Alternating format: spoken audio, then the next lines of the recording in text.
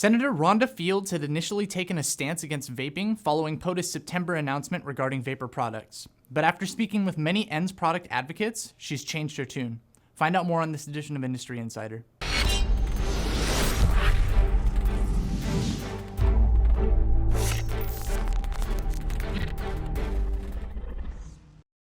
Hello and welcome to another edition of Industry Insider.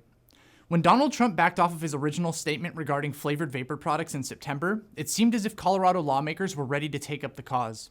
Since then, Rhonda Fields, the Democratic senator from Colorado who had initially spoken out in support of a ban, has had many conversations with advocates, shop owners, and adult vape users.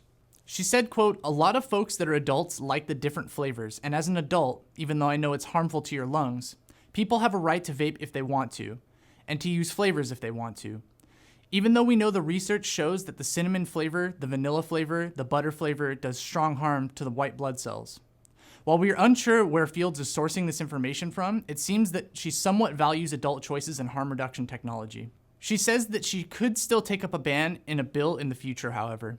She continued on to explain, quote, "I had to prioritize what was most important in reference to what I wanted to do. Who will champion bills regarding school safety and early childhood development and providing workers' compensation for the 911 operators as it relates to PTSD in 2020? It is argued that her flavor ban bill wouldn't have gone far with Republicans, says Sage Nauman, a spokesperson for the Republican caucus in Colorado Senate.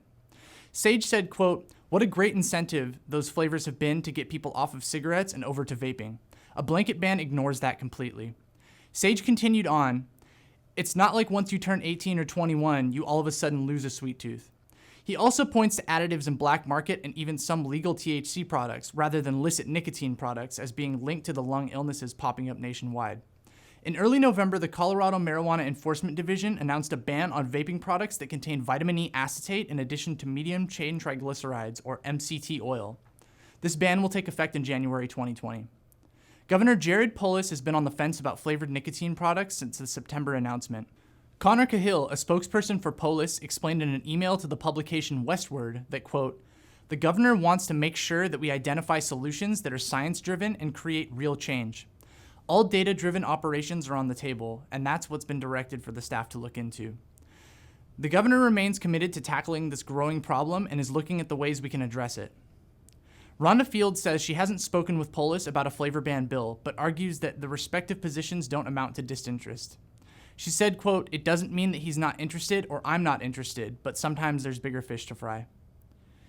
Do you believe that Colorado will continue to uphold this perspective, or might things change once there are less pressing matters at hand?